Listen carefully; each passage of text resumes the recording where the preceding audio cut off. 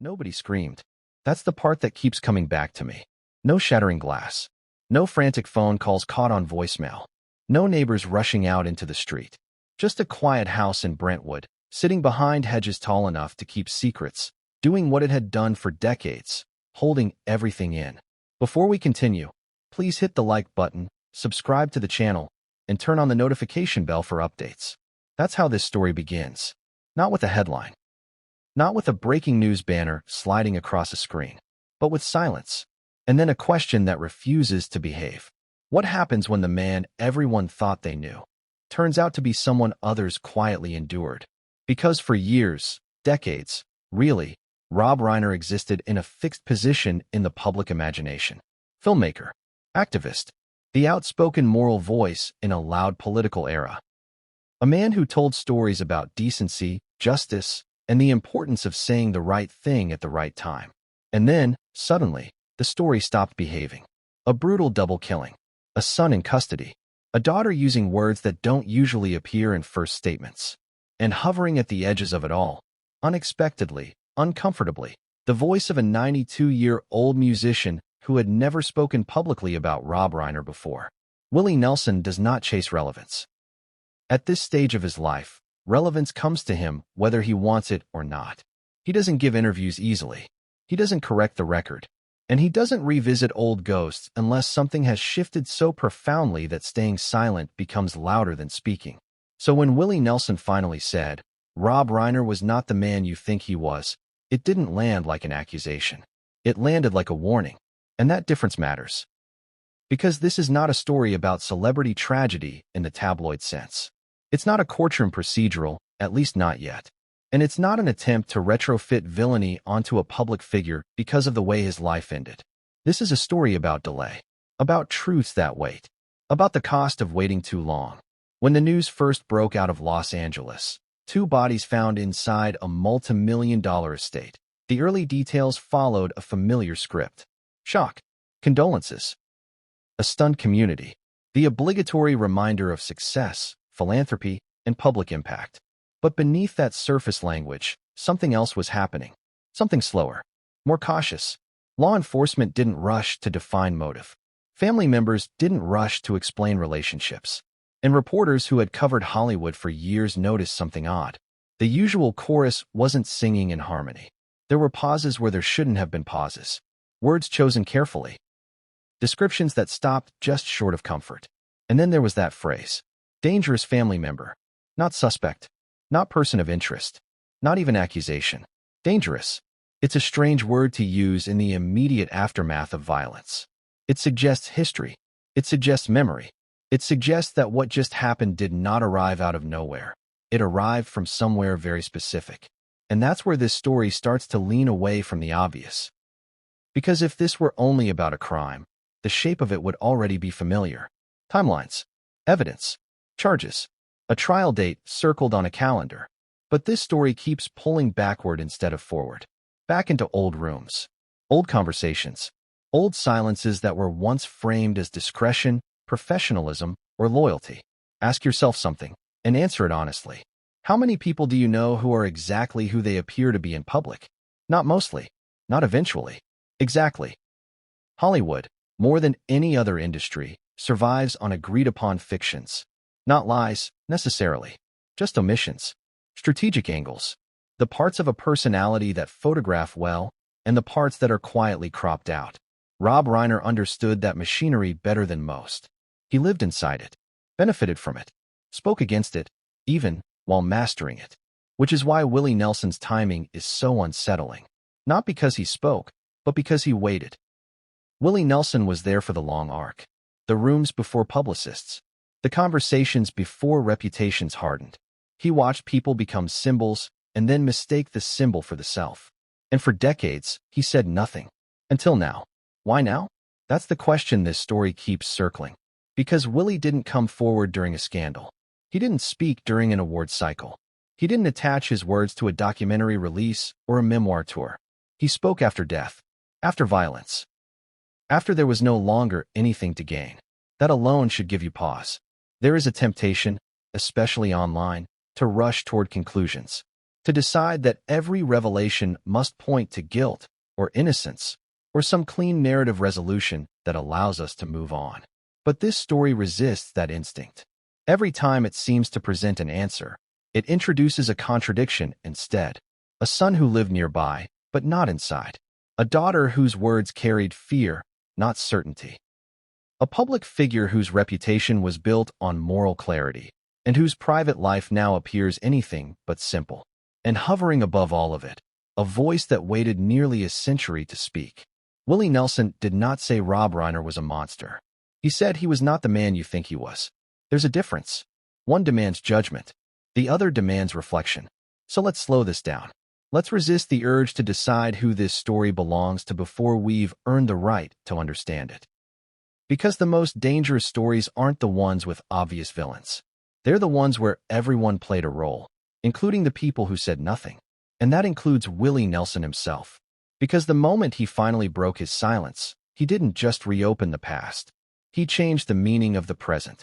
And once you understand why he chose this moment, not earlier, not later, you start to see that the killings were not the beginning of this story. They were the interruption. But what comes next forces a far more uncomfortable question. What if the truth didn't surface because no one was ready to hear it? And what if, now, it's too late to pretend we didn't know where to look? But before we get there, before we examine the house, the family, and the word dangerous, we need to understand the place where this story ends. Because that place holds more than bodies. It holds the first crack in a very carefully constructed silence. And here's the unsettling part. That silence didn't just exist inside the house. It existed around it. Neighbors noticed how quickly the street returned to normal. Cameras came down. Vans left. The usual rituals of public grief appeared on schedule. Flowers, statements, carefully worded condolences. But they felt procedural. Almost contractual. As if everyone knew which lines to say and which ones not to cross. That's often how these things work when power has been in place for a long time. The language becomes preloaded. Everyone knows the shape of the response before the event even happens. And yet, even in those first hours, there were tiny fractures. Small enough that you could miss them if you weren't listening for hesitation. A reporter asking a question that didn't quite get answered. A family friend pausing too long before describing a relationship. A source saying, "I don't know how to explain this," and meaning it. Those are the moments that matter. Because real stories don't announce themselves. They leak. When investigators stepped inside the house, they weren't just documenting a crime scene. They were stepping into a life that had been carefully arranged, not just architecturally, but emotionally. Rooms with purpose, doors that closed quietly, spaces designed to allow people to coexist without colliding. It's tempting to read symbolism into architecture, to turn houses into metaphors. I try not to do that unless the facts demand it. But in this case, the layout matters. Separate structures, clear boundaries, proximity without intimacy. That's not an accusation. It's an observation. And it raises a question that no one asked out loud in the first 24 hours. What kind of family needs that much space? Not physically, emotionally. Because families don't fracture overnight. They fracture slowly, over years, through patterns that feel normal while you're inside them. Until one day they don't. And that's where Willie Nelson comes back into the frame. Not as a witness to the crime, not as a character in the immediate drama, but as something far more disruptive. A long-term observer. Willie has seen what happens when people confuse public virtue with private behavior.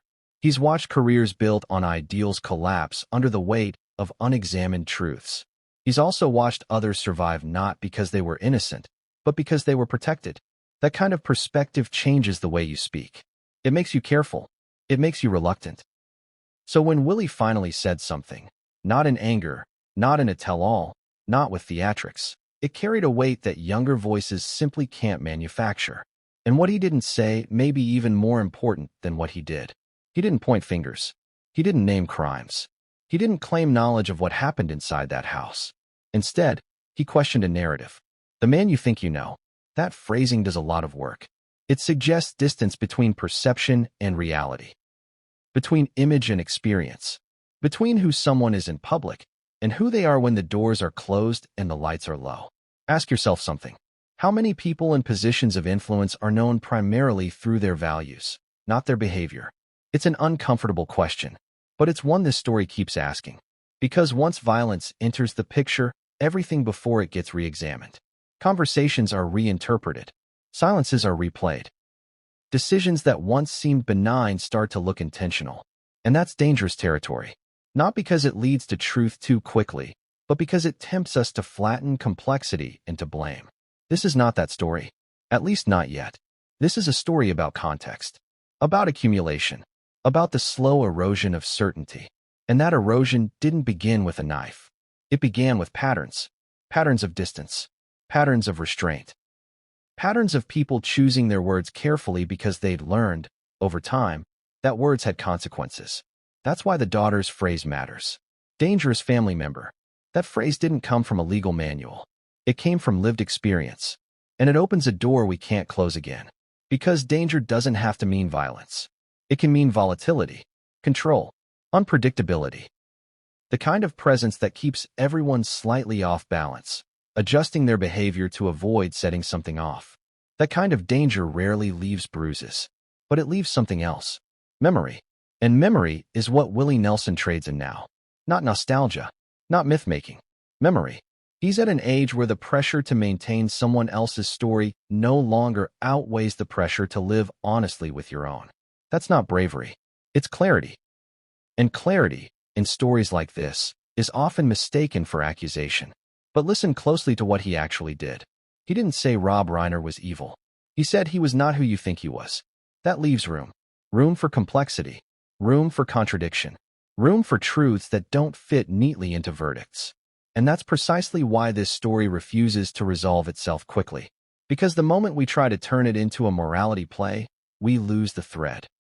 What matters here is not whether Rob Reiner was good or bad. What matters is whether the structures around him, family, fame, ideology, silence, allowed parts of the truth to remain unexamined for too long. And whether that delay had consequences.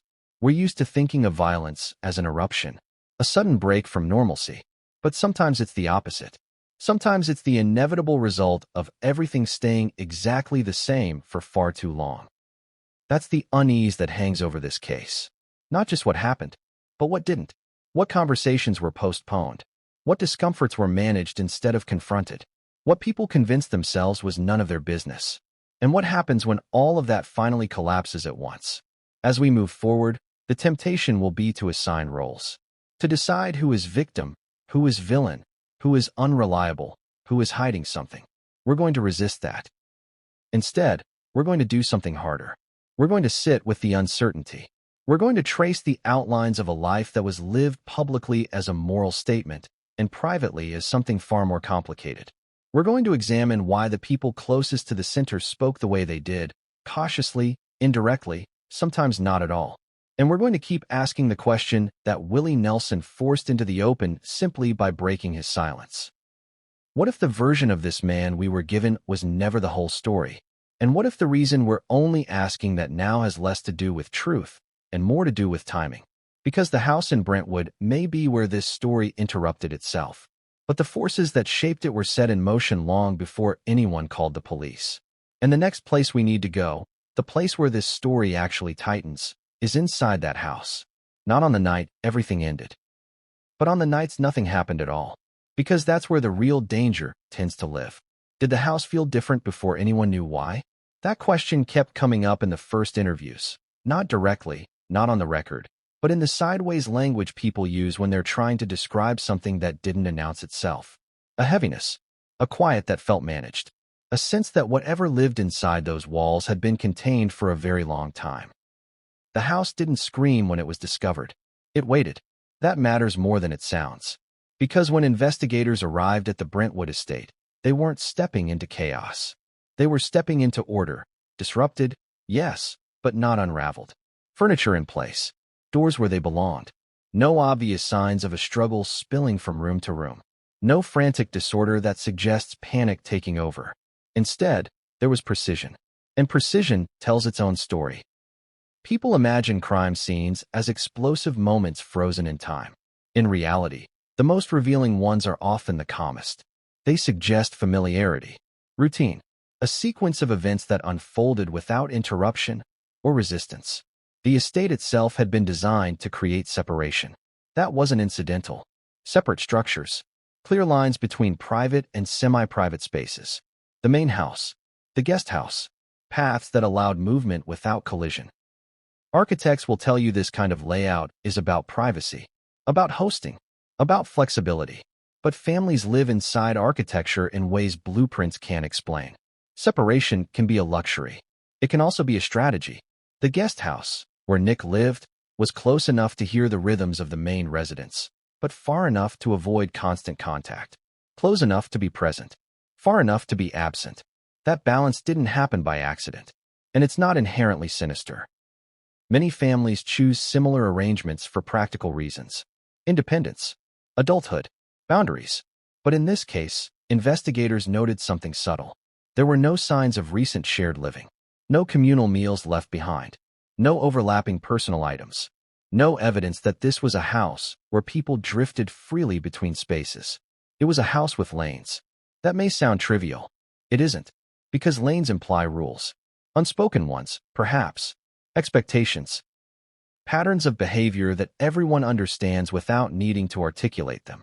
And when those patterns are disrupted, the disruption tends to be internal long before it becomes visible. This wasn't a house where arguments spilled into hallways. If arguments happened, they stayed contained. That's an important distinction.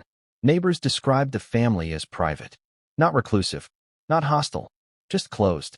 The kind of closed that doesn't draw attention to itself. The kind that signals, politely, that you won't be invited in. And that image, controlled, reserved, orderly, aligned perfectly with the public reputation of Rob Reiner. A man known for his convictions, for speaking clearly, for moral certainty. But certainty, when it hardens, can become something else. Inside the house, the investigation began with routine documentation. Photographs, measurements, notes, the language of procedure. And yet, even in those early steps, officers noticed an absence that didn't sit right. There was no obvious escalation. No broken objects suggesting rage. No overturned furniture. No signs that anyone tried to flee or barricade themselves. Which raises a difficult question. If violence occurred, and no one fought to escape it, what does that say about expectation? Expectation is not consent. It's familiarity. And familiarity can be far more dangerous. The bedrooms told a similar story. Personal, but not intimate. Lived in, but not chaotic. Everything in its place, as if the house itself had learned how to behave. That's not a poetic observation. It's a psychological one. Spaces adapt to people over time. They absorb routines. They reflect power dynamics. A house where voices are raised sounds different from one where tension simmers quietly. This house had learned to be quiet. Investigators don't usually speak this way. They talk in terms of evidence, not atmosphere. But privately, some acknowledge that the scene felt restrained, as if something had been waiting for permission to happen. That's not something you can put in a report, but it's something that stays with you. The timeline, at first, seemed straightforward. Discovery, emergency call, arrival, confirmation. But timelines are only as honest as the questions they include. And one question wasn't being asked out loud yet.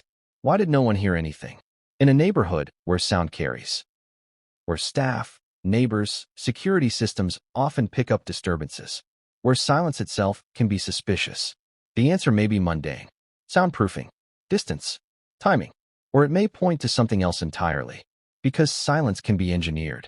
The more investigators examined the house, the clearer it became that this wasn't a place where unpredictability thrived. It was a place designed to minimize friction, to smooth over conflict, to keep everything operating within acceptable bounds. That works, until it doesn't. And when it stops working, the break is often sudden. This is where the temptation to leap ahead becomes dangerous. To say, this must mean this. To draw straight lines between architecture and action. We're not doing that. What we're doing is paying attention. Because attention is what this story demands. Every detail matters not because it proves something, but because it reveals a pattern. And patterns are what Willie Nelson was talking about. Even if he never used that word, Willie knew Rob long enough to see the arc, not just the highlights. Long enough to recognize the difference between values spoken and values lived. And that's why his words feel less like commentary and more like context. He wasn't reacting to the crime. He was reacting to the moment when the crime made. Everything that happened within the boundaries of the family space. That doesn't determine culpability, but it does narrow the emotional field. Because when violence stays inside, it suggests a closed system, a pressure cooker that never vented. And pressure, over time, doesn't dissipate. It waits. The kitchen told a quieter story. Clean, maintained, nothing out of place. No signs of interruption mid-task. No half-finished meals. Life had paused neatly. That's unsettling in a way that mess never is. Mess suggests spontaneity, anger, panic. Order suggests control, right up until the moment control is lost. Outside, the guest house sat just far enough away to maintain plausible independence, close enough to remain connected. It embodied the family dynamic in physical form.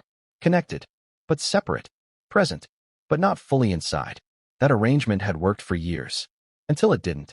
And here's where the story tightens. Because when police spoke with the daughter, Romy, her language did not match the visual calm of the house. She didn't speak in absolutes. She didn't rush to conclusions. She spoke in terms of risk. Dangerous family member. That phrase did not come from the scene. It came from memory, from something that existed before the bodies were found. Which means the house wasn't just holding the end of the story. It was holding its middle. And that's the part we haven't heard yet. This is where the idea of the house as a container becomes unavoidable. Not metaphorically, structurally. It contained relationships, distance, silence. It allowed people to coexist without resolving what needed to be resolved. And for a long time, that containment worked. It protected reputations, preserved routines, kept discomfort from spilling into public view. But containment always has a breaking point. And when it breaks, the release is not always loud. Sometimes it's devastating precisely because it's quiet. This is the context Willie Nelson understood instinctively. He's seen houses like this before. Not this one, specifically, but this type. Places where power and restraint coexist uneasily. Where conflict is managed, not confronted. And when he finally spoke, he didn't talk about violence. He talked about character. That's not a coincidence. Because character is what shapes environments long before actions do. As the investigation continued, one detail kept resurfacing in off-the-record conversations. This didn't feel like a beginning. It felt like an ending. An ending to something that had been in motion for a very long time. And endings have origins. Origins live in habits, in patterns, in the small decisions people make every day to avoid conflict instead of addressing it. This house was built to support that avoidance. That's not an accusation. It's an observation. But it forces a question we can't avoid anymore. If the house was designed to keep everything contained, what happened when containment failed? And more importantly, what was being contained? Because the next place this story takes us isn't inside the house at all. It's inside the family dynamic that shaped it. And once we step there, the word dangerous starts to sound less like a reaction and more like a warning that had been waiting far too long to be heard. The first thing you notice about Romy Reiner, if you're paying attention, isn't her age or the fact that she's standing in the shadow of tragedy. It's her pause. The tiny hesitation before she frames what she knows in words that will reverberate through the investigation, through the public narrative, and through memory itself. Dangerous family member. That's what she said. And it matters. Not because it's legally binding. Not because it points immediately to guilt. But because it's not a word people throw around lightly. It implies history. It implies forewarning. It implies a sense that someone's presence or pattern was consistently unsafe. Think about that for a second. Dangerous. Not troubled. Not volatile. Not difficult. Dangerous. That's a term weighted with consequence. And in the context of a family, it's seismic. Romy's statement wasn't made on a microphone for a network. It wasn't polished. It wasn't intended for headlines. It was her attempt to frame what she knew for investigators, to create context, to signal, I tried to warn someone. Maybe I wasn't heard. The problem, as investigators quickly realized, is that history in families is rarely linear. It's layered, contained in gestures, in silences, in the spaces people avoid. And it's rarely fully visible to outsiders. Romy's choice of words became a starting point for a slow, careful reconstruction. Every detail she provided, from casual mentions of arguments to patterns of separation within the house, began to reveal a family dynamic that was far more complicated than it appeared in the press release. She described years of subtle tension, of a household operating on unspoken rules, rooms that were off-limits, conversations that ended when the wrong person walked in, boundaries that were respected, sometimes only because crossing them would trigger consequences no one wanted to name. And here's the thing. She didn't accuse. She didn't name names. She didn't insist on conclusions. She provided a lens, a frame. And frames, when interpreted carefully, can tell more than direct statements. Because the nuance in family memory is rarely convenient for investigators. It's messy. It's contradictory. It's punctuated by uncertainty. One day a member seems loving, the next day cold. One week safe, the next week threatening. And decades of that accumulation create patterns that are invisible until something finally fractures them. Which brings us back to the term she chose. Dangerous. It's a warning, but it's also an observation. It's the recognition that certain behaviors, repeated over time, create risk. Even if no one is actively trying to hurt anyone, patterns can become destructive. And the investigators had to reconcile that. Because a crime scene can show evidence of action. A body can show evidence of harm. But history? History is harder to document. It doesn't come with fingerprints or timestamps. It comes with memory, witness testimony, observation. And in this case, it came from someone who knew both the public and private versions of Rob Reiner. Someone living in proximity to patterns that had been normalized, that had been minimized, that had been compartmentalized. So the question becomes, what does a dangerous family member mean in practice? And how do you measure it? For investigators, the answer was elusive. Because it's not about proving danger in a laboratory sense. It's about tracing behavioral patterns, noting escalation, and connecting private memory to visible fact. And when you're trying to reconcile decades of carefully managed household interactions with a sudden act of violence, every hesitation, every omission, every unspoken rule matters. Romy's perspective also introduces the complexity of perception. How do you separate fear from reality? How do you separate concern from foreknowledge? And perhaps most crucially, when someone calls a pattern dangerous, are they describing a person, an environment, or a combination of both? Family systems theory would suggest it's all three, that the household, the relationships, and the individual behaviors intersect to create a unique ecosystem, one that can buffer certain risks, but can also magnify others. And in the Reiner household, all signs suggested that the system was tightly controlled. Too tightly, perhaps. Control is subtle. It doesn't announce itself. You see it in the way people speak, or don't speak. You see it in the choreography of daily life. Who enters which room when, how much access is allowed, which conversations are deferred.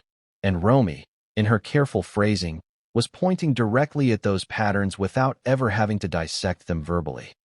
It's also worth noting her age and role in the family.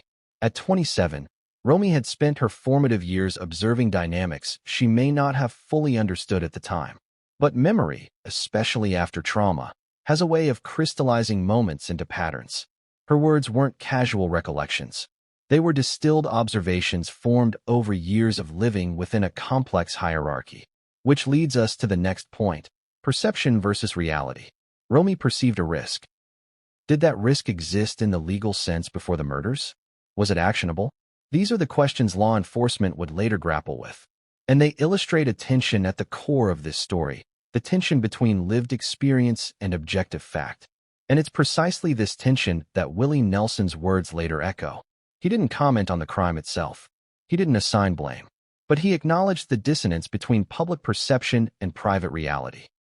He was observing the patterns that existed long before the tragedy occurred, patterns that Romy's warning encapsulates in a single, haunting phrase. The investigators had to thread this needle carefully. They could not rely solely on the verbal characterization of family members. They had to corroborate, to verify, to examine records, movements, communications, and histories. And yet, at every step, Romy's framing of danger guided the questions they asked. It shaped their understanding of the household ecosystem, even as it resisted simplification. And here's where narrative begins to twist. What is danger in a family setting? Is it purely physical, or is it psychological? Is it intent, or is it pattern? And who gets to decide when a pattern becomes threatening enough to warrant intervention? These are questions without easy answers, and they are precisely the questions that haunt this investigation. Because the definitions of danger, risk, and threat are often subjective. They are framed by experience, by memory, by the emotional landscape of those involved. And when those definitions collide with objective facts, bodies, evidence, timelines, the result is tension, contradiction, and uncertainty. As we move deeper into the story, Romy's words continue to resonate. They frame the context in which Nick lived, in which the parents maintained control, and in which the household functioned for years. Every subtle choice, who had access, who was permitted to intervene, what behaviors were normalized, becomes a piece of the puzzle. And her phrasing, intentional or not, signals that those pieces are more consequential than anyone realized at the time. And now we reach the uncomfortable intersection of narrative and implication. Romy's statement, "Dangerous family member," doesn't tell us who was responsible for what. It doesn't define guilt, but it does reveal the presence of a variable previously unaccounted for in public retellings. It draws attention to the spaces between action and inaction, to the responsibilities that go unclaimed in tightly managed households, and to the question that every observer now has to ask: how long can risk be contained before it manifests in the most irreversible way? And just as this realization settles, one more layer emerges. Patterns are never isolated. They are mirrored, reflected, and sometimes amplified by other members of the system. Observers, both inside and outside the household, contribute to the reinforcement or disruption of these dynamics. Every choice not to intervene, every dismissal of warning signs, every assumption that nothing serious will happen adds weight to an eventual tipping point. Which brings us back to Romy's words. Not as an accusation, not as a verdict, but as an early indicator of tension so embedded that it may have been invisible until the moment of rupture. And in that tension lies the real story, not only of what happened in the Brentwood estate, but of what had been quietly accumulating for years, shaping behavior, shaping decisions, shaping a family's fragile equilibrium, until it finally gave way. And once you understand that, you begin to see why Willie Nelson's later commentary resonates so profoundly. He isn't narrating the event that stunned Los Angeles. He is reflecting on the decades of human dynamics, decisions, and silences that made such a tragedy possible. And just as we are beginning to process this, another question surfaces, one that even Romy herself struggled to articulate. If a family can be simultaneously safe and dangerous, functional and volatile, observed yet opaque, what does that say about the assumptions we carry about home, about security, about trust? And more importantly, how do you measure danger before it becomes catastrophic? Because the next revelations won't just examine memory. They will examine choice, decisions made in rooms unseen, patterns repeated in silence, and moments where intervention could have altered the course of a life. Or ended it. When you start piecing together the Brentwood estate, the guest house is unavoidable. It sits slightly apart from the main house, separate yet visible, like a satellite hovering close enough to feel gravity, but distant enough to maintain autonomy. And that's exactly what it was for Nick Reiner. He wasn't a visitor. He wasn't a child who had left home years ago. He lived there, practically inside the orbit of the family, yet removed from the immediate domestic flow. And that positionality matters more than it might seem at first glance. Because proximity without intimacy is a fertile ground for tension. Investigators, when they first assessed the property, noted this quietly. There was no forced entry into the guest house. No evidence of an altercation spilling out. The interior reflected a life lived, furniture arranged for functionality, belongings organized, subtle markers of autonomy. But it wasn't a living room that hosted open conversation. It was a space that allowed observation. And observation is different from participation. Think about that. You can be close enough to witness behaviors, habits, and interactions without ever intervening. You can watch patterns repeat. You can note moods, shifts, tension, subtle conflicts. And that's exactly the position Nick occupied.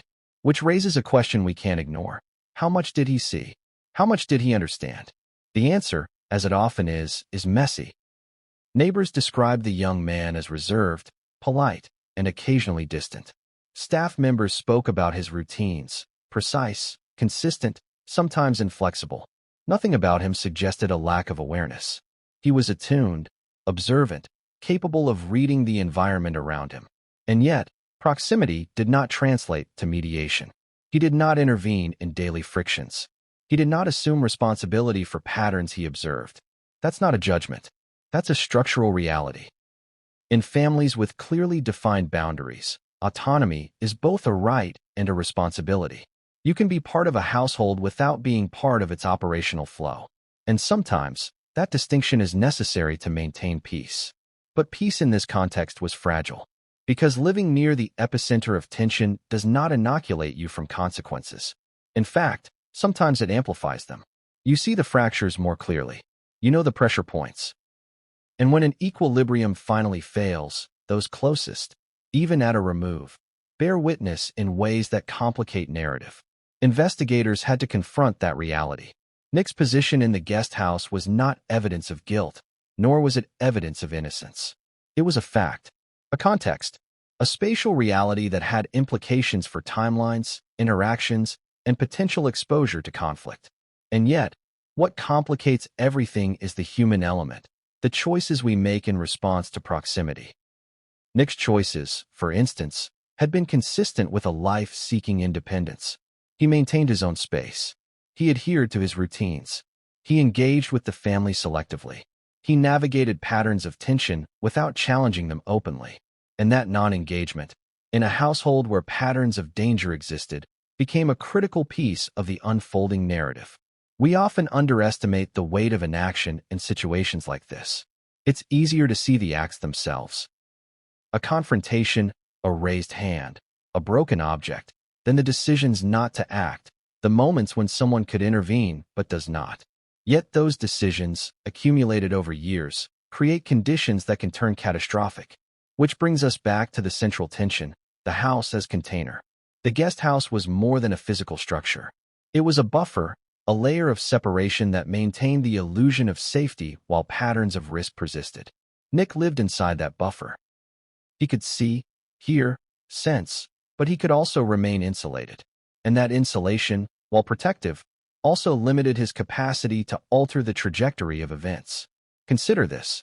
How many young adults live close to family tension yet remain passive participants? It's common, it's understandable, and it's often invisible until something irreparable occurs. And then there's timing. Nick had been in the guest house long enough to internalize the rhythms of the household. He knew when doors closed, when conversations ended abruptly, when people avoided one another. He had lived with the subtle choreography of avoidance, learned the signs of escalation, and understood which behaviors were tolerated and which were suppressed. That knowledge matters. Because in investigations, context is everything. Proximity plus awareness equals responsibility, not legally, not automatically, but morally and emotionally. And the investigators had to navigate this carefully. They couldn't assume culpability, but they also couldn't dismiss the informational advantage that comes from living so close to the nucleus of tension. There were also reports of interactions with staff.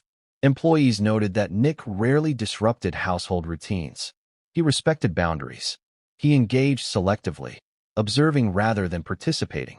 That reinforced the notion that his lifestyle was consistent with someone seeking autonomy.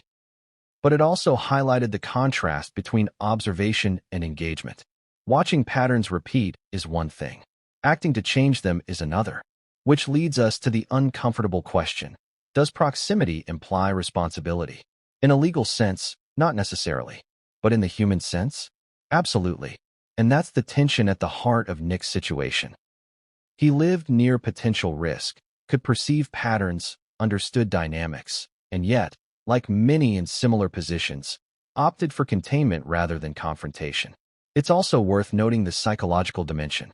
Young adults in such households often internalize stress, develop coping mechanisms, and normalize patterns that might appear alarming to outsiders. Over time, this normalization can create blind spots. Events that would shock someone else are met with a measured response because the system has conditioned its inhabitants to expect tension without resolution. That conditioning is subtle. It's quiet. It's almost invisible. And when the system finally breaks, when violence erupts, those blind spots become critical. They define what people notice, what they fail to act upon, and how they process the aftermath. Which brings us back, inevitably, to the notion of containment. The guest house was a space designed for partial insulation, partial observation. It maintained distance from the main house, the epicenter of tension. But the closer you are, the more you absorb. And that absorption can distort perception, delay action, and create conditions for misjudgment. Investigators knew this. They documented timelines meticulously. They logged movements. They noted communications. And that pause tells us something about human behavior, about morality, and about observation. It tells us that sometimes understanding requires patience. That insight without immediacy can be more valuable than action with incomplete awareness. Willie's silence was not passive. It was active. It was engagement without interference. Watching without participating. It is a discipline few people can maintain, especially when patterns of potential harm exist. It also suggests a profound understanding of human complexity. Public personas, private behaviors, family dynamics, these are rarely aligned neatly. Observing the gap requires discernment, subtlety, and, crucially, restraint. Willie's silence was informed by all three, but the silence was not indefinite. The tragedy, the murders, the arrest, the public exposure of family tension created conditions where silence was no longer viable. At that moment, speaking was no longer about intervention. It was about providing context, about framing understanding, about revealing patterns that had existed quietly but were now visible to all. And here is what makes his intervention so unsettling. He did not offer judgment. He did not issue condemnation. He did not sensationalize the events. He revealed insight. He highlighted divergence.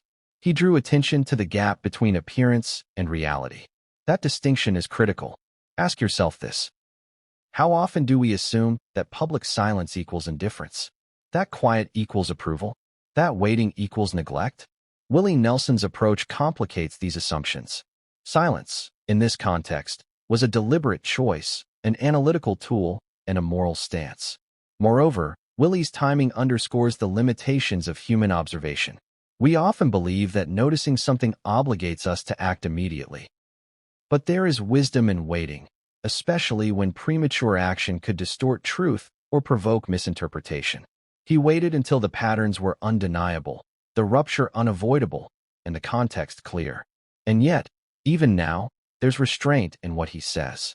He does not assign blame. He does not declare guilt. He does not provide a forensic account. He describes patterns, identifies divergences, and leaves space for interpretation. That's intentional. It's a recognition that understanding often precedes judgment, that insight can exist without closure, and that truth can be more complex than the narratives people are ready to accept. His words also resonate with the theme of memory. For decades, events, behaviors, and interactions had accumulated in ways that were invisible to the public. The household functioned according to implicit rules, patterns, and hierarchies. Individuals observed, adapted, and sometimes complied, consciously or unconsciously. Memory, in this sense, is not merely recollection. It is interpretation, pattern recognition, and moral accounting over time. Willie's decades of observation function as a living memory, a repository of insight that now informs understanding in the wake of tragedy. And that leads to another critical point: timing and consequence. The longer one waits to speak, the greater the stakes. Decisions made or withheld in silence carry implications that extend far beyond the immediate moment. Willie's delay amplifies the significance of his insight. It frames the tragedy not as an isolated incident, but as the culmination of patterns, decisions, and silences that had persisted for years. There's also a lesson here about perception. Public figures, especially those in positions of influence or moral authority, are often judged solely by their outward behaviors, statements, and reputations. The private reality, the patterns of interaction, the subtle dynamics, the quiet pressures, is largely invisible. Willie's words expose that invisibility and challenge the audience to consider that reality often diverges from perception in ways that can have profound consequences. And so, the silence is not simply a narrative device. It is a framework for understanding. It allows the observer to accumulate context, interpret patterns, and discern complexity. It creates space for insight that immediate reaction could obscure. And in the Reiner case, it provides the lens through which the subsequent events, the daughter's warnings, Nick's proximity, the household patterns, can be interpreted with greater nuance. Finally, it's important to note the emotional dimension. Silence carries emotional weight. For Willie, speaking now does not merely share observation. It carries grief, recognition, and the ethical weight of hindsight. The timing, content, and tone of his words are deliberate. They are measured. They convey concern without sensationalism, context without accusation, and insight without closure. And that's precisely why the next chapter matters. Because understanding the timing of Willie Nelson's silence allows us to frame the events leading up to the tragedy in a way that accounts for observation, memory, and moral complexity. It prepares us to analyze the patterns of behavior, containment, and emotional dynamics that shaped the household over decades, patterns that culminated in the events that stunned Los Angeles and captivated public attention. And once we shift our focus from observation to articulation, the story deepens. Because speaking the truth, even in hindsight, transforms memory into narrative, observation into interpretation, and silence into context. It's a deceptively simple phrase. Short, measured, almost casual in tone. But beneath those 6 words lies a weight that's hard to overstate. Not the man you think he was. What does it mean? That's the question that has haunted anyone listening to Willie Nelson's statement. It doesn't accuse. It doesn't condemn. It doesn't explain the events of that night in Brentwood. It doesn't even explain the years leading up to it. What it does is introduce doubt, not about actions in a legal sense, but about perception, expectation, and the divergence between public image and private reality. It's the kind of phrasing designed to unsettle quietly, to make you question what you assume you know. And that's why it lands so powerfully. The statement is a disruption. It destabilizes certainty without shouting. It forces reflection, and it demands attention precisely because it refuses to offer closure. To understand why, you need to consider the context. Rob Reiner had lived a life largely in public view. His persona was coherent, consistent, and, in many ways, comforting. He was a moral authority, a cultural figure, a voice of reason in political discourse. The public saw the outline of a man defined by principles, philanthropy, and advocacy. That outline became his identity in the collective imagination. But identity, especially public identity, is not the same as experience. And Willie Nelson knew that. He had been close enough to observe patterns, small, seemingly inconsequential interactions that, over time, painted a far more complicated picture. Moments of tension smoothed over, words chosen carefully, behaviors modified subtly, consistently, to maintain equilibrium. And these patterns, unnoticed by the casual observer, mattered. They shaped the household. They defined interactions. They influenced the perceptions of the family members themselves. So when Willie spoke, he wasn't pointing to a single act, a single decision, or a single night. He was pointing to the arc, the accumulation, the long, quiet unfolding of dynamics that the public never saw, because they were private, subtle, contained. It's a dissonance that's difficult for people to grasp. We want clear narratives. We want heroes and villains. We want right and wrong. But this phrase, not the man you think he was, forces us to live with ambiguity, to recognize that a life can be simultaneously admirable and flawed, principled and conflicted, public and private in ways that don't neatly align. And there's an irony here. The very traits that made Rob Reiner admirable in public, control, composure, clarity of purpose, also facilitated the concealment of private turbulence. The more coherent the public persona, the easier it became for private inconsistencies to hide in plain sight.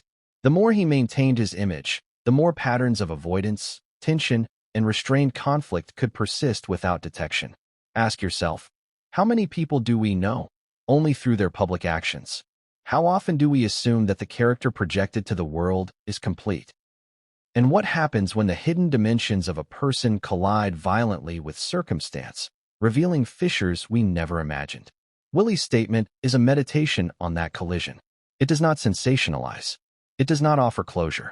Instead, it situates the tragedy within a larger pattern, a life where perception and reality diverged for years, where silence accumulated, and where private complexity quietly escalated toward rupture. And the timing amplifies the impact. At 92, Willie Nelson speaks not as a participant seeking recognition or as a witness recounting details, but as a historian of human behavior. He is reflecting on decades of observation. He is weighing patterns, behaviors, and interactions that others might dismiss as inconsequential. And the choice to speak now, after tragedy, carries emotional and moral significance.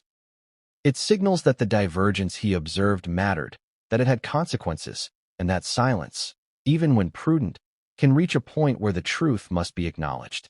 The power of the statement also lies in what it does not reveal. Willie does not detail specific events. He does not describe arguments, confrontations, or moments of crisis. He simply notes that the reality behind the public persona is not what most people assume. That's subtle. It's precise. It's profoundly unsettling because it leaves the mind filling in gaps, wondering what he saw, what he knew, and what patterns persisted for decades without public notice. And that brings us to the emotional texture of the statement. Saying, "Not the man you think he was," carries with it a quiet grief, a recognition that human lives are complicated, and a lament for the ways in which appearances can mask reality. It acknowledges disappointment without blame, complexity without moral judgment, and consequences without dramatization. For investigators, reporters, and observers alike, this is the most challenging kind of insight to process. It's not evidence in a traditional sense. It's context. It's a lens. It shapes how past actions are interpreted, how patterns are understood, and how the tragedy itself is framed. It's also a warning. A caution against assuming that public perception is sufficient to understand private dynamics. It suggests that even the most familiar people, those we believe we know, may harbor unseen behaviors, interactions, and pressures that influence outcomes in ways we cannot predict. And here's where the tension intensifies, because the phrase invites reflection not only on Rob Reiner but also on the household, the family, and the environment that both enabled and contained certain patterns. It asks the audience to consider responsibility, observation, and intervention. It challenges assumptions about safety, proximity, and awareness. And it forces a confrontation with the uncomfortable truth that appearances can be deceiving, sometimes fatally so. As we move forward into the next chapter, the story shifts from reflection to narrative, from pattern to event, from observation to incident. Willie's words set the stage for a closer examination of a specific night. A night that was never supposed to be remembered publicly, but whose echoes now resonate through testimony, investigation, and memory. Because while the phrase, "not the man you think he was," sets the tone for understanding decades of private behavior, the events that follow demonstrate the consequences when private realities collide with inevitability. There are nights in life that pass almost invisibly. Nights where nothing seems to happen, and yet, years later, they loom large because of what they presaged. The night in question here is one of those nights, a night that, until recently, had remained unrecorded in public accounts, undocumented in the media, unremarked upon by anyone outside the immediate household. And yet, it was central to understanding everything that followed. It didn't begin with violence. It didn't erupt suddenly. There was no screaming, no alarms, no call to the police. On the surface, it was ordinary. A dinner finished, a conversation deferred, a few rooms emptied as people retreated to their own spaces. And yet, for those attuned to the household's subtle rhythms, it carried an unmistakable tension.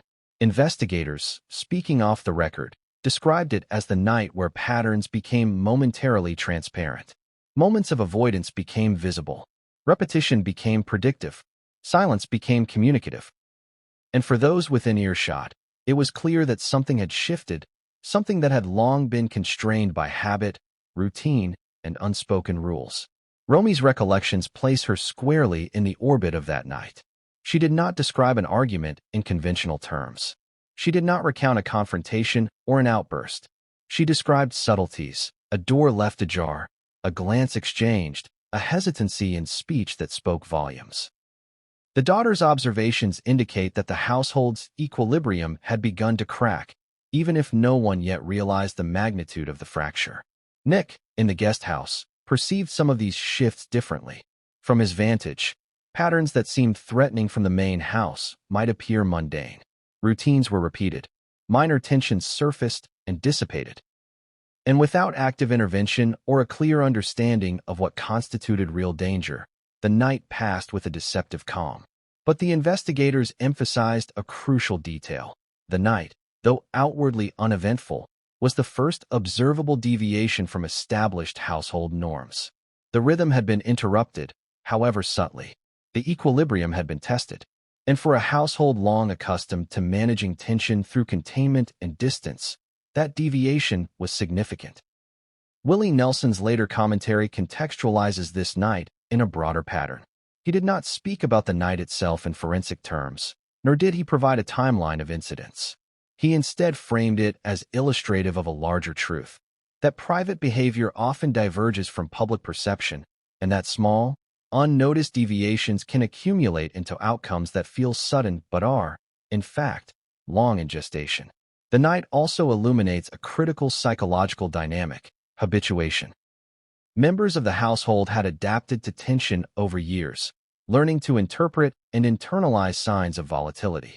They had developed coping mechanisms, routines, retreats, avoidance strategies that allowed them to navigate friction without immediate confrontation. But habituation has limits. Patterns that are normalized for decades can become brittle. A slight deviation, a subtle misalignment, a moment of hesitation can trigger a cascade of unanticipated responses. From an investigative perspective, the night offered a rare lens into how these patterns manifested. Objects were in place. Rooms were orderly. No visible signs indicated that anything had gone awry. Yet, memory and testimony reveal an undercurrent of unease. Glances, unspoken exchanges, gestures that communicated anxiety, control, or unease. These intangible elements, while impossible to measure empirically, form the foundation for understanding the household's internal dynamics. And then there's the emotional layer. On that night, the interplay of fear, anticipation, and loyalty coexisted with the everyday rhythms of domestic life. Family members were negotiating boundaries, respecting routines, and managing interactions, all while internalizing an unspoken calculus of risk. Small choices, gestures, and decisions carried disproportionate weight precisely because of the history of containment and the stakes implicit in maintaining equilibrium. Romy, reflecting years later, indicated that the night felt different without being dramatic. She could not articulate why, at the time, it had seemed notable. Only in hindsight, after the events unfolded, did the significance become clear. This underscores a recurring theme. The most consequential moments often appear insignificant until the broader trajectory is understood. Similarly, Nick's position in the guest house provided him partial visibility but limited interpretive capacity. He could observe patterns but could not fully discern the meaning of subtle cues. His distance insulated him from immediate danger, yet it also limited his ability to intervene, influence outcomes, or anticipate escalation. This tension between observation and influence is central to understanding the household's dynamics leading up to the tragedy. And Willie Nelson's later reflection situates the night within a continuum. His observation is not about the specifics of behavior on that night, but about the pattern that night exemplified, the way private reality can diverge from public perception, how silences and routine can mask tension, and how deferred acknowledgement of risk can magnify consequences. This night also reveals the limitations of perception within families. Individuals attuned to patterns may recognize signals, but habituation, denial, and normalization can prevent recognition from translating into action. And this gap between observation and intervention is precisely the space where risk accumulates.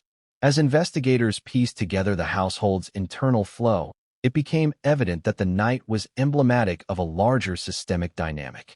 Patterns that had been reinforced over years, boundaries, separations, avoidance, containment, were temporarily disrupted. The household's equilibrium, though superficially maintained, had begun to reveal cracks. And those cracks were not immediately visible. They existed in the timing of interactions, the tone of conversation, the choice to retreat rather than confront. The unremarkable details, a glance, a pause, a minor adjustment in behavior, were the signals of a system under strain. It's in that subtle strain that the tragedy finds its prelude. Not in an overt confrontation, but in the accumulation of patterns, choices, and silences that made the event not entirely unpredictable, at least not to those who had long observed the household dynamics. And here's where the narrative turns a corner. Because understanding the night is not enough. The night gains significance in relation to what came before and what followed. It is a hinge point. A moment where the internal pressures of the household first expressed themselves in a form noticeable to those who were paying attention, and yet invisible to those outside. Which brings us to a critical observation. Patterns in isolation are often invisible. It is only when juxtaposed against subsequent events that the full significance emerges. The night in question illustrates the tension between habitual containment and the potential for rupture. It underscores the role of memory, perspective, and interpretation in shaping understanding. And finally, it points directly to the insight Willie Nelson would later offer. He spoke not about isolated incidents, but about patterns, accumulations of behavior, interactions, and choices that ultimately define the reality of the household. His words, measured and deliberate, cast the night into a broader temporal framework, connecting the past, the present, and the consequences that emerged with devastating clarity. And just as we begin to